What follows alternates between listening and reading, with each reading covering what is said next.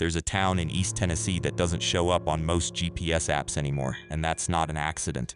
A few years back, the residents petitioned the county to have it pulled from digital maps entirely, and the county actually agreed.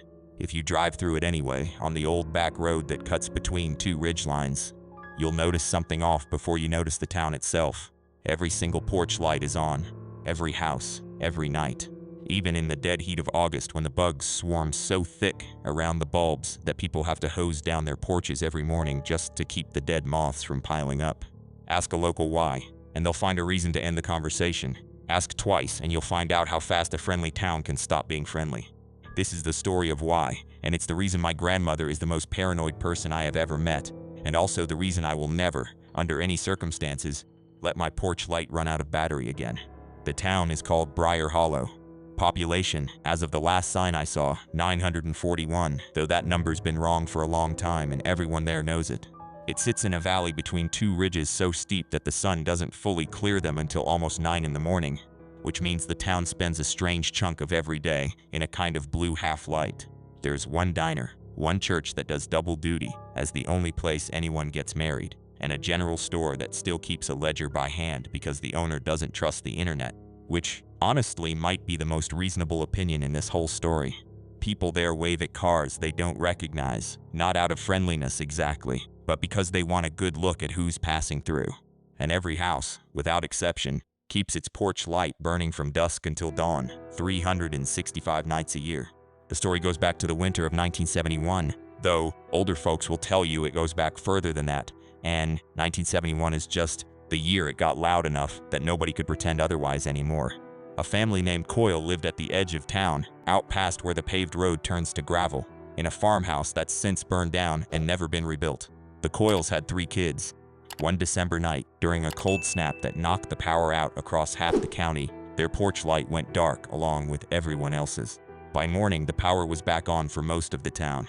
The Coyles' house, though, stayed dark, and when a neighbor walked over to check on them, he found the front door scratched with 3 thin marks, low to the ground, like something had counted with its fingernails. 3 nights later, the youngest Coyle boy was gone. Not run away, not taken by an animal.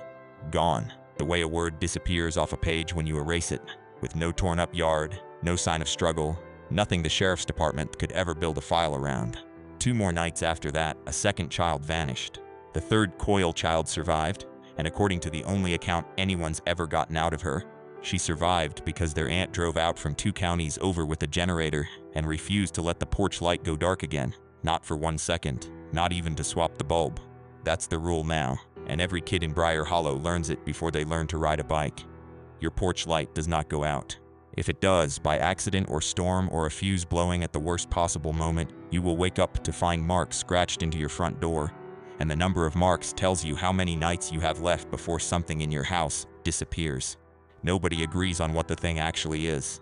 The old-timers call it the tally man, though nobody's ever claimed to see a face, only a shape at the tree line, tall and patient, like it's got nowhere else to be, and all the time in the world to wait for somebody's light to flicker. Before I get into my own part of this, you should know the Coyles weren't the only family Briar Hollow lost. I went digging through the archive room at the county library a few months back, mostly out of guilt for not believing my grandmother sooner, and found at least 6 other disappearances tucked into old newspaper microfilm between 1971 and the early 2000s, each one written up as a routine missing persons case, a runaway, a hiking accident, anything but what the locals already knew it was. A teenage boy named Pruitt in 1984, last seen heading out to his own front porch after his family's generator failed during an ice storm. A woman in her 30s in 1996, never officially tied to any house or any light, though her obituary ran 2 weeks after the local paper mentioned a string of power outages on her street.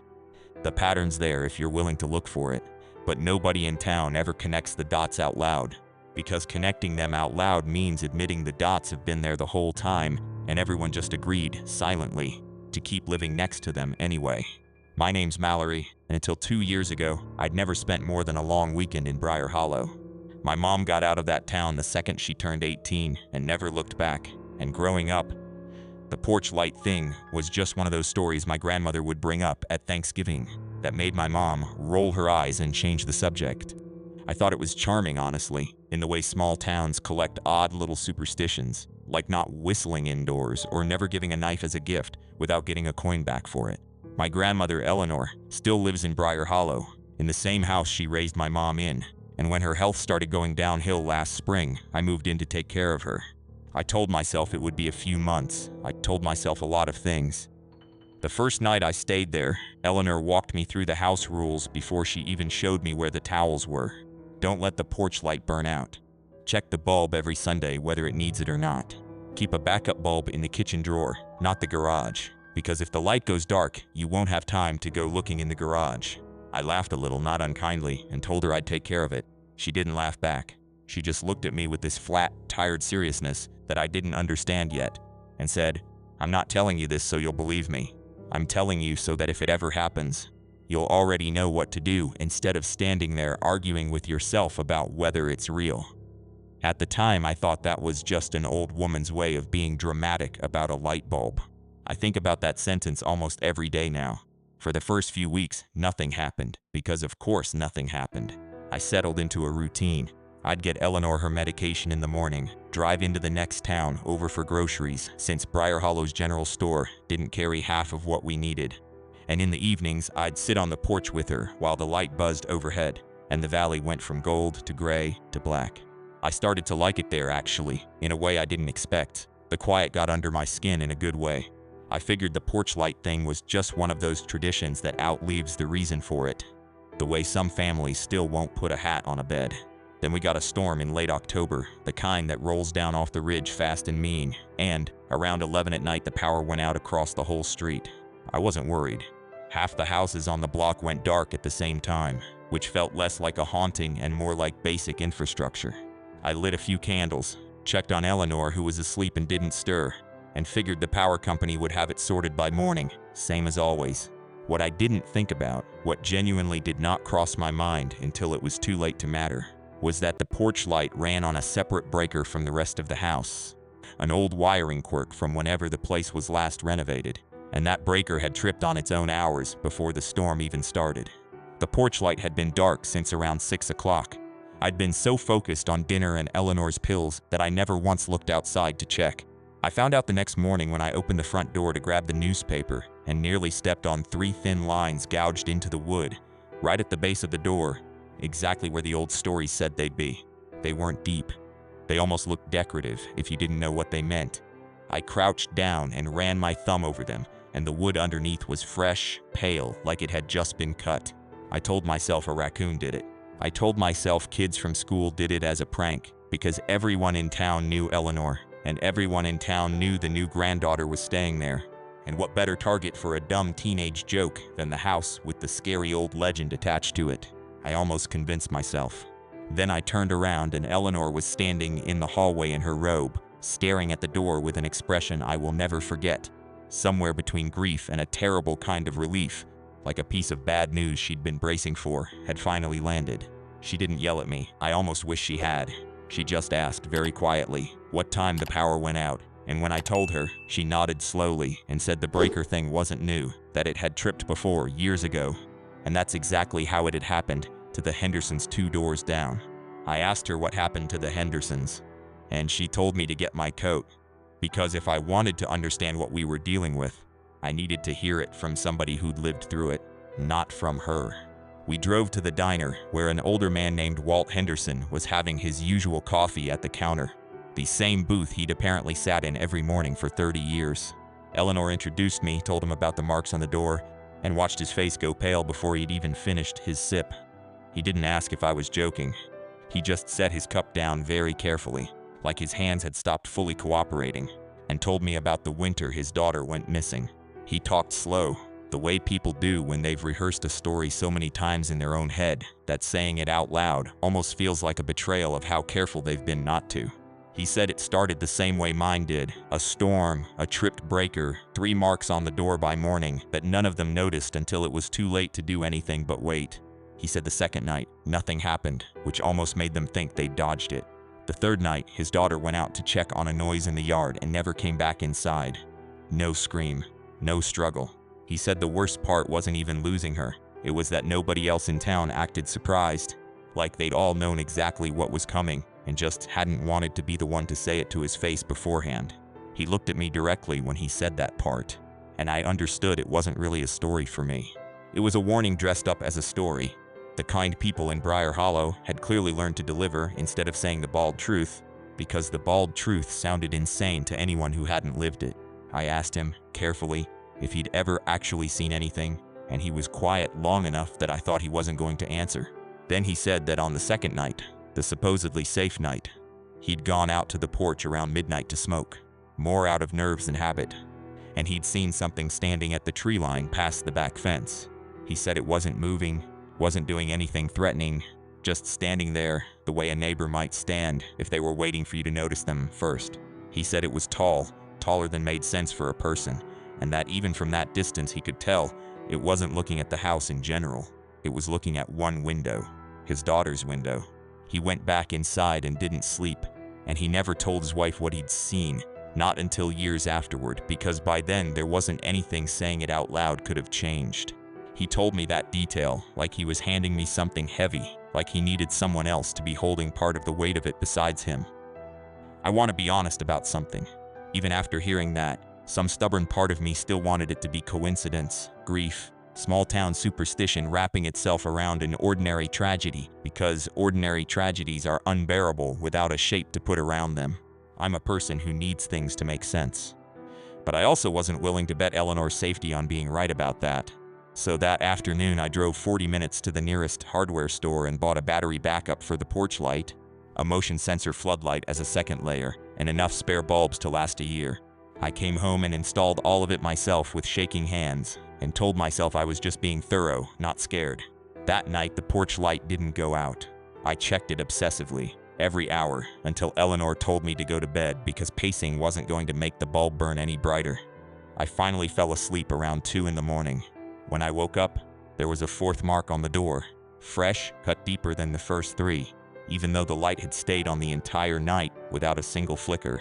That's when I understood the rule was crueler than I'd thought. It wasn't only about keeping the light on going forward.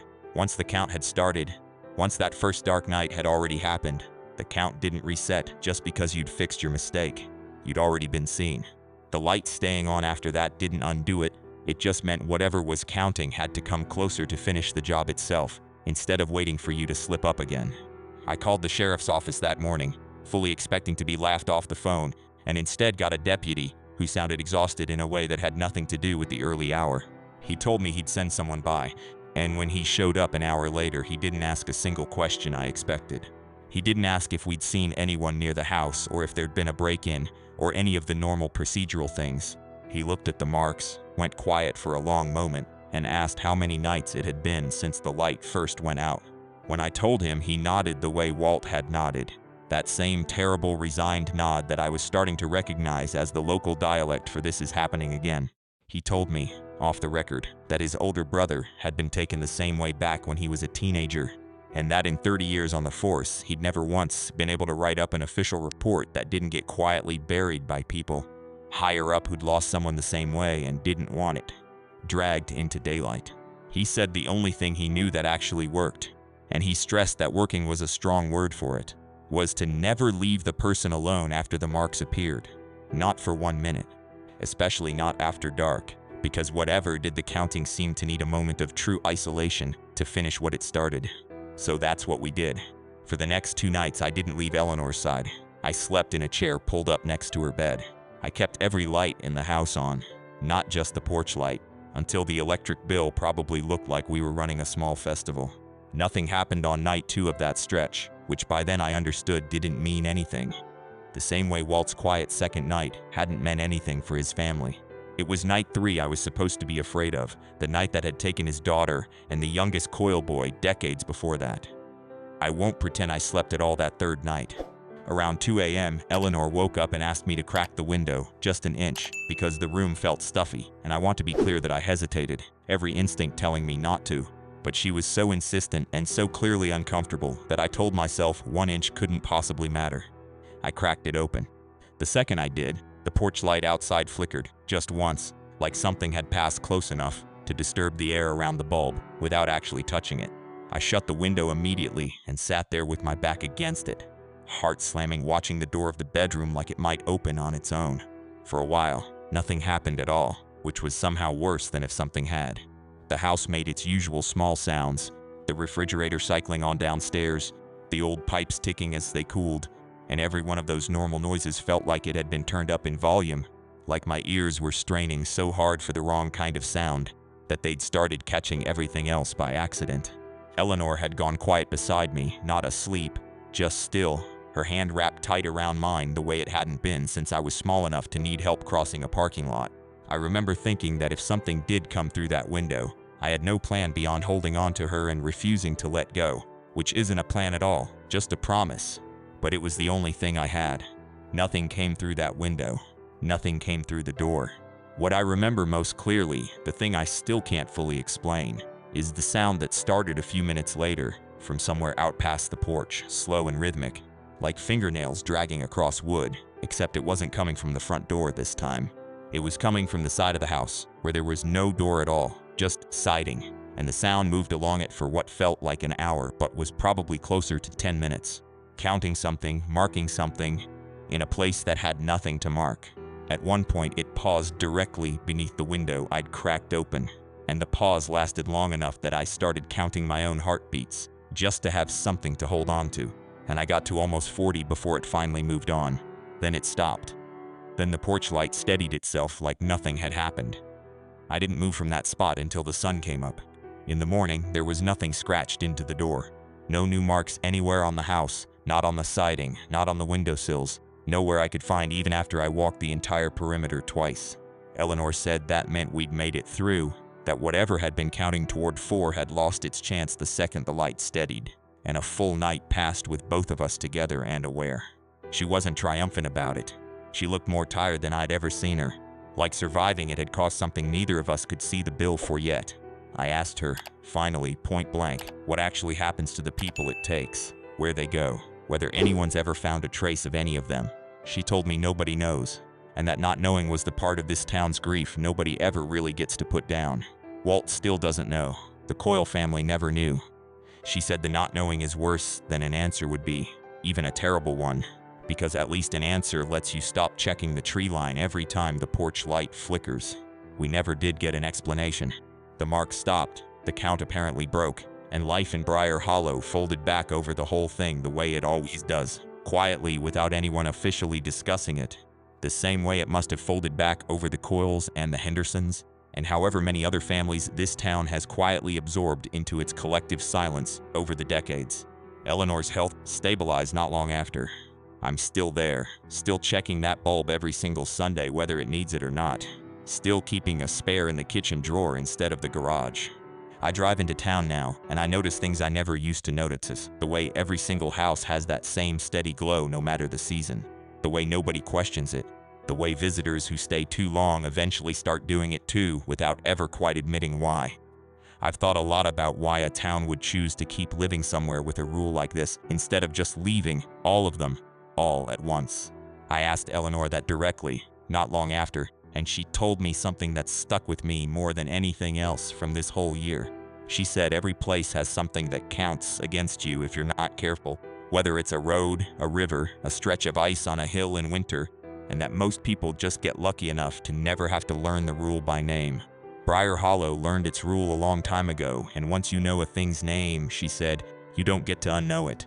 You just get to decide whether you're going to respect it or pretend you didn't hear. I'm telling you this because a few weeks ago I was talking to a friend back in the city. The kind of friend who leaves for work before sunrise and gets home well after dark. And she mentioned offhand that her porch light's been out for almost 2 weeks because she keeps forgetting to grab a bulb from the store. She laughed about it. Said it wasn't a big deal, said the hallway light from inside was bright enough to see the steps. I didn't laugh back. I told her to check her front door in the morning, and I haven't heard from her in 3 days. I'm sure that's nothing. I'm sure she's just busy. But if you're watching this tonight, and it's already dark outside, do me a favor before you close this video. Go check your porch light, just to be safe. Just so you're not the one standing there in the morning, staring down at the door, trying to convince yourself those marks were always there.